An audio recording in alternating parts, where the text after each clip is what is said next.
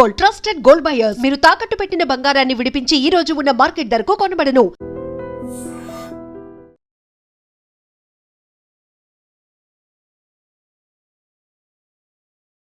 Hi hello నమస్తే welcome back to iDream media. రెస్టారెంట్స్లో gas కొరత ఏదైతే ఉందో అది ఇప్పుడు సామాన్య మానవుడికి కూడా వాళ్ళ ఇంట్లో కూడా ఆ గ్యాస్ కొరత వచ్చేసే ఛాన్స్ ఉందా? ఈరోజు ఈ విషయం ముఖ్యంగా మనం తెలుసుకోవాల్సిన అవసరం ఎంతైనా ఉంది. ఎందుకంటే ఆల్రెడీ ప్రధాని మోడీ గారు కూడా ఒక మాట చెప్పడం జరిగింది, కోవిడ్ లాంటి సిచ్యువేషన్స్కి రెడీ అవ్వండి అని చెప్పేసి.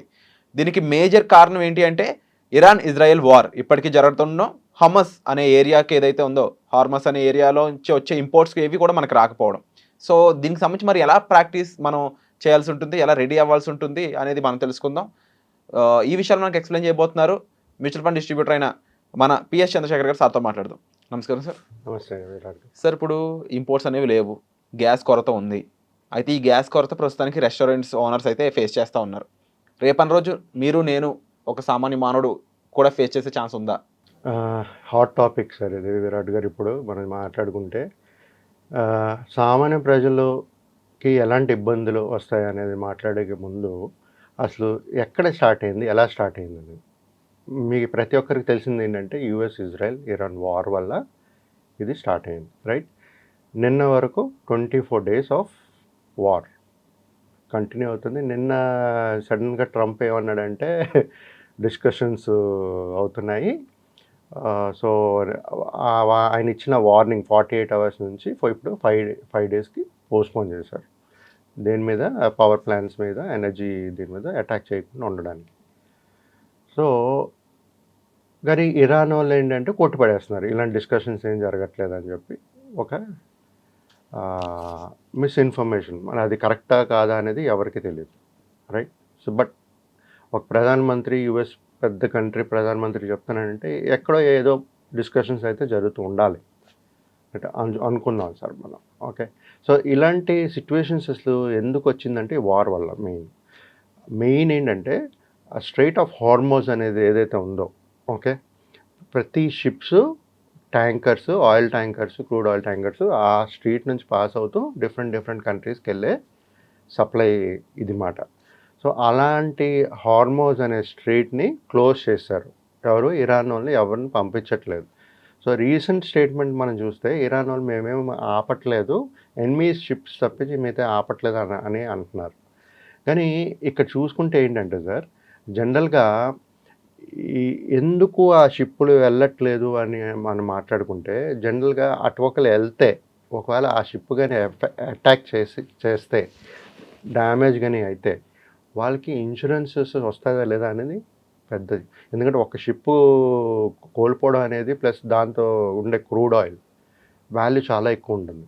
సో ఈ భయం కూడా చాలా ఎక్కువ ఉండి వాళ్ళు ఒక సేఫ్ ప్యాసేజ్ ఉన్న వరకు అక్కడే వెయిట్ చేస్తున్నారు. సో అలాంటప్పుడు ఏమవుతుంది, జనరల్గా ఈ షార్టేజ్ ఆఫ్ ఎల్పిజి కానీ పెట్రోలియం కానీ జనరల్గా రైజ్ అవుతుంటుంది. సో ఇప్పుడు ప్రజెంట్ ఒక సినారో 5 days పాజ్ ఉంది కాబట్టి, కానీ అటాక్ చేయరని చెప్పలే, కాకపోతే మెయిన్ పవర్ ప్లాంట్స్ దాని మీద కర్గ్ అలాంటి ఫెసిలిటీస్ మీద అటాక్ చేయమని చెప్పారు. సో ఈ డిస్కషన్స్ కానీ సక్సెస్ఫుల్ అయ్యి డిఎస్కలేషన్ అయితే వెల్ అండ్ గుడ్. బట్ ఇంతవరకు ఆల్రెడీ అయిన డ్యామేజ్ కూడా మళ్ళీ మనం బిల్డ్ చేయాలనుకుంటే చాలా మంత్స్, ఇయర్స్ పట్టేస్తుంది. అదే పవర్ ప్లాంట్స్ కానీ ఎనర్జీ కానీ కడితే అలాంటి సిచ్యువేషన్స్ వచ్చే ఛాన్సెస్ ఉంటాయి, మన మోదీ గారు చెప్పినట్టు. సో కోవిడ్కి దీనికి ఎందుకు కంపేర్ చేశారో నాకు అర్థం కాలేదు. కానీ బట్ షార్టేజ్ ఆఫ్ ఎప్పుడైతే మనకి ఈ ఎల్పిజి కానీ లేకపోతే పెట్రోల్ కానీ షార్టేజ్ ఉన్నప్పుడు ఇన్ఫ్లేషన్ అనేది పెరిగిపోతుంది, ప్రతి ఐటెంలో పెరిగిపోతుంది. మనకి ఎల్పిజి గ్యాస్ లేకపోతే పనులు అనేది జరగవు. సో మేబీ ఆ కాంటెస్ట్లో ప్రతి ఒక్కరు ఇంట్లోనే ఉండవలసి వస్తుంది, మళ్ళీ వర్క్ ఫ్రమ్ హోమ్ చేయాల్సి వస్తుంది అన్న సిచ్యువేషన్స్లో మాట్లాడారు, రైట్ సార్? ఇప్పుడు ఎప్పుడైతే ఈ స్ట్రెయిట్ ఆఫ్ హార్మోస్ క్లోజ్ చేస్తారో ఇన్సూరెన్స్ కాస్ట్లు, ఫ్రైట్ రేట్లు చాలా పెరిగిపోతాయి. పెరిగిపోయినప్పుడు ఆబ్వియస్లీ ఇన్ఫ్లేషన్ మన నార్మల్ పర్సన్ లివింగ్ స్టాండర్డ్స్ కూడా చాలా ఎఫెక్ట్ అవుతుంది. సో ఎక్కువ పెట్టవలసి వస్తుంది, వాళ్ళ ఇన్కమ్ సోర్స్ ఉంటుందో లేదో అనేది కూడా చూసుకుంటూ ఉండాలి సార్. ఇప్పుడు ఎస్పెషల్లీ మన గ్యాస్ కానీ చూసుకుంటే వెస్ట్ ఏషియా కంట్రీస్ అంటే మేజర్ యుఏఈ, ఖతారు, సౌదీ ఇక్కడ నుంచే మనకి చాలా ఆయిల్ ఎక్స్పోర్ట్స్ అనేది జరుగుతుంటుంది. అది కాకుండా ఇలాంటి సిచ్యువేషన్లో యూఎస్ వాళ్ళు ఏం చేశారంటే మనం మాట్లాడుకుంటే సార్ 85% నార్మల్గా ఇండియాకి వచ్చేది ఇంపోర్ట్స్ 85% ఆఫ్ క్రూడ్ ఆయిల్ ఉంది. మన 85% ఆఫ్ ఇంపోర్ట్ చేస్తాం మనం. సో అలాంటిది మన ఎఫెక్ట్ అయింది అనుకోండి, సో ఎలాంటి ఎఫెక్ట్స్ ఉంటాయనేది ఊహించుకోవచ్చు మనం. కానీ ఇప్పుడు ప్రజెంట్ కొంచెం గుడ్ న్యూస్ ఏంటంటే కొంచెం పోస్ట్పోన్ చేయడం వల్ల ఇవాళ మార్కెట్స్ కూడా పుంజుకున్నాయి, మీరు చూసుంటారు. కాకపోతే మన అనుకున్నంత అయితే కనబట్టలేదు నాకు. బట్ ఎందుకంటే ఆ టెన్షన్స్ అనేది ఇంకా ప్రివేల్ అవుతుంది, ఎస్కలేషన్ అనేది ఇంకా ఉంది. డీఎస్కలేట్ అయితే క్లియర్ సిగ్నల్స్ రాలేదు మనకి, రైట్. సో ఇప్పుడు ఇండియాలో 85% ఆఫ్ ద క్రూడ్ ఇంపోర్ట్ చేసుకుంటారు. కాబట్టి ఒకవేళ ఇది కానీ చేయకపోతే ఇండియాకి ఎలా నెగిటివ్ ఇంపాక్ట్స్ ఉంటాయి. ఫస్ట్ ఏమో హై పెట్రోల్ డీజిల్ ప్రైజెస్ పెరిగిపోతాయి, ఓకే. రెండోది రూపీ ప్రెషర్ ఉంటుంది, అంటే డిప్రిషియేట్ అవుతూ ఉంటుంది, ఓకే. తర్వాత ఇన్ఫ్లేషన్, ఫుడ్ ప్లస్ లాజిస్టిక్స్ రెండిటి మీద పడుతూ ఉంటుంది. అదే పాజిటివ్ ఆస్పెక్ట్స్ చూసుకుంటాం మనం, okay. Indian oil and gas upstream companies ఏదైతే ఆయిల్ కంపెనీస్ ఉందో వాళ్ళు బాగా బెనిఫిట్ అవుతారు, రైట్. రేట్స్ ఎక్కువ ఉంటాయి కదా. సో రిఫైనరీస్ తర్వాత ఈ రిఫైనరీస్ ఉంటాయి కదా, అది కూడా లాభపడే ఛాన్సెస్ ఉంటాయి ఈ సిచ్యువేషన్స్ బట్టి. సార్ ఇలాంటి సిచ్యువేషన్స్లో యుఎస్ ఏం చేసింది, ఓకే.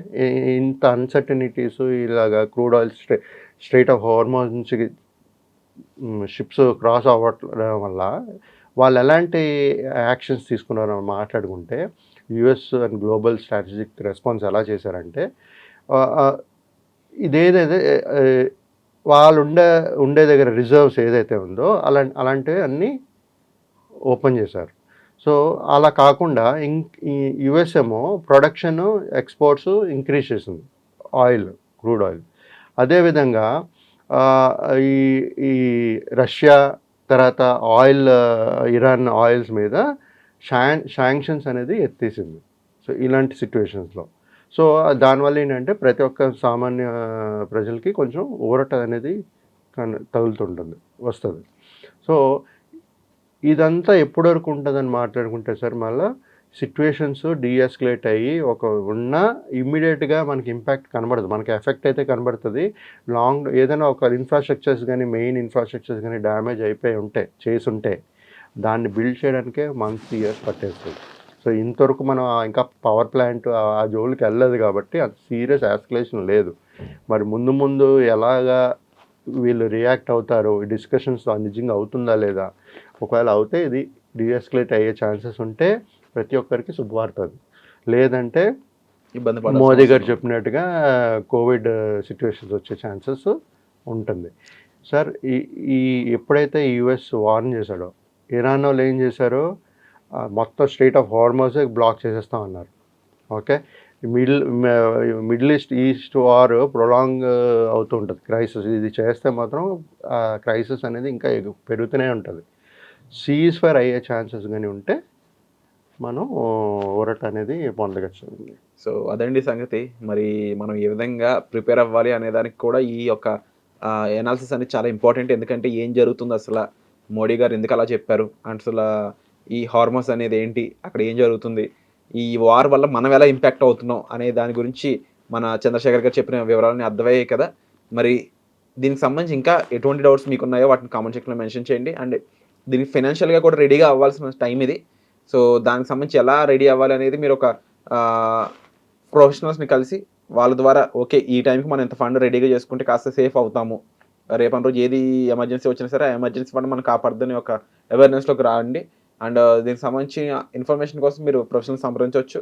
అలాగే ఈ ఎపిసోడ్ ఎలా అనిపించో తప్పకుండా కామెంట్ చేయండి. And thank you so much sir ఈ అనాలిసిస్ని మాకు ప్రొవైడ్ చేసినందుకు. థ్యాంక్ యూ విరాట్ గారు.